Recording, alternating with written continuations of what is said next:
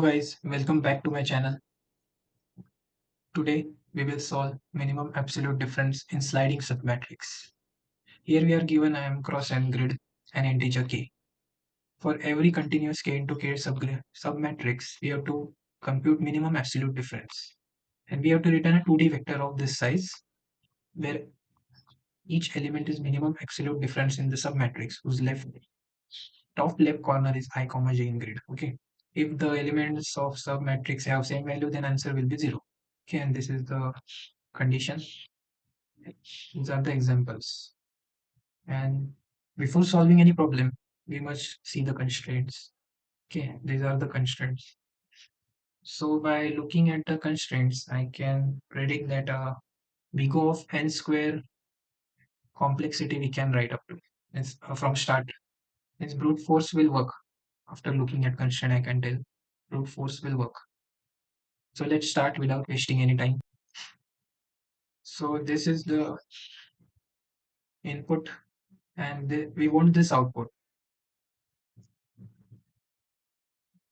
So the approach is we enumerate every consecutive k into k submatrix in the matrix grid given, and for each matrix we collect all its element into an array and sort it into ascending order.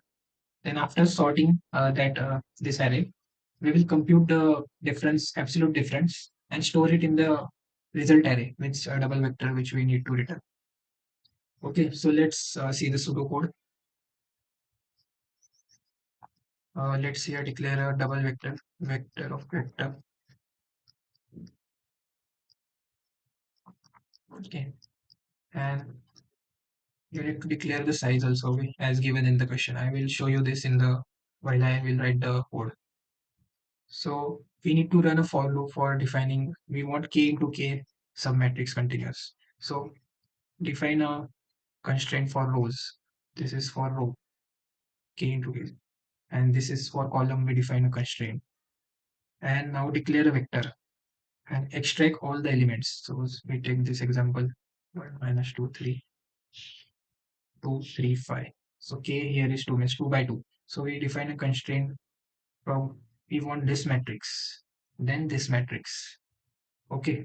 So first we define constraint for row, then for column, then we extract using this we extract the elements. Extract each submatrix elements. Once using this we extract these elements and then we store them like this. Okay, in this temp vector. After that we sort this vector. After that we sort this vector. Okay, this is the final temp vector now, and we declare a variable answer, and we iterate from I equal to 1 because we are comparing I minus 1. So to avoid out of bounds, we started from I equal to 1. And suppose there are same values, so we need to skip that. That's why I written this continue, because in the question it state that if same values are there, then result will be 0. So it's of no use. Okay. So we just compute 1. This is absolute and minimum. We want the minimum value, so we compute each like 1 minus of minus 2, 3, 2 minus of 1, 1, 3 minus of 2, 1. So minimum answer will be 1 among this answer 1. So if answer is not equal to int max, then store it in the result vector, store it. Okay. So after that, we again iterate to this. We are inside this loop, this green for loop. Okay. So again, j equal to 0 over now j equal to 1, and j is less than what is n size 3. 3 minus 2 1 is this is the last iteration. J 1 less than this is 2. So j equal to 1. Now this elements will be extracted minus 2 3 3 5, and just sort these elements minus 2 3 3 5. So we just calculate the absolute here. And we have to skip this because these two are same. So 5 minus 3, 3. So this is the minimum. So after now this for green for loop is over. And this I equal to 0 was only there because I is less than equal to 1. What is M? This size is 1, 2. M is 2, 2 minus 2, 0. Sorry, I is less than equal to 0 means I equal to 0. So this is also over. So now we come out of the for loop, and the final result vector will contain this vector 1 and this vector 2. Okay, like this we will return. Let's see. Okay, yes, our answer is correct. Dry run is successful. Okay, so let's discuss the time complexity. We are iterating. This is inside this for loop. This for loop is inside this for loop, and this for loop is inside this for loop. Okay, so this is taking big O of n minus m minus k into n minus k time. To enumerate all submatrix, we are taking this much complexity. And this for loop, there are k square elements. So each k square element, to sort this all k square element, will require k square log of k time complexity. Okay, so overall time complexity becomes this. To enumerate all the all the submatrix, and to sort the k square elements in this submatrix, we will require k square log of k time complexity. So overall time complexity becomes this, and space complexity will be k square, as we are storing only the size m minus n plus 1 into m minus k plus 1 and n minus k plus 1 as given in the question. So let's code it up quickly. So let's declare here the grid size. Then to set the constraint of rows,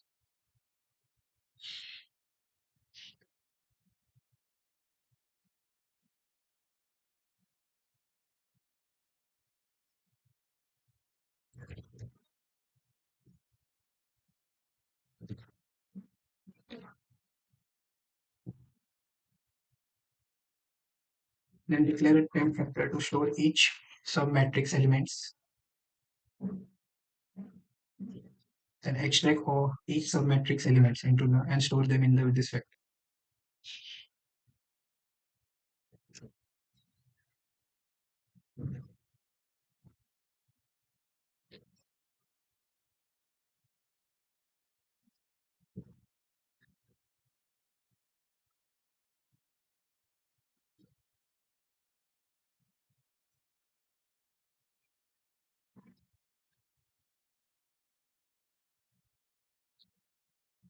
Now storing them.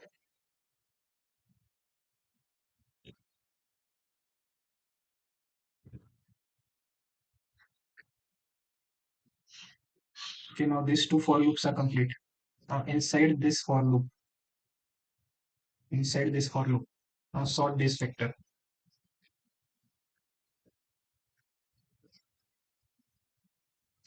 Declare a variable answer to store each submatrix difference. We are calculating the minimum. That's why we have to set the variable initially to max value. Okay, and iterate.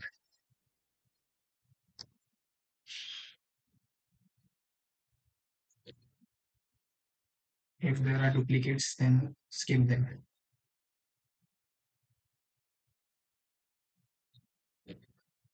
Continue. Just skip the current loop iteration. Okay, and suppose we use here break, so it will just terminate this loop. Okay,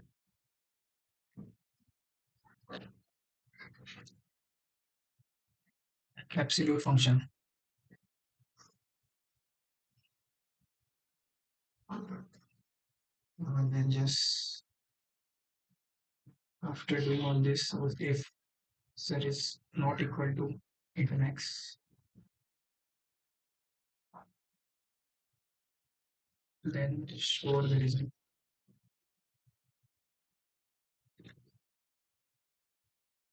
Now we are in this loop. So now this here we have to return result. We're coming out the router for loop. Below that loop we have to return result. Okay, and this is the main function. Like, okay, we need to declare the result vector also.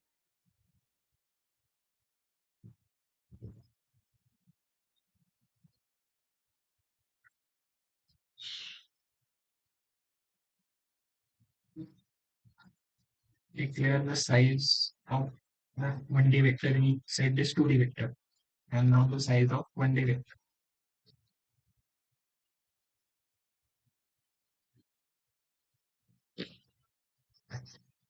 Okay, so this is done. Now let's see by running.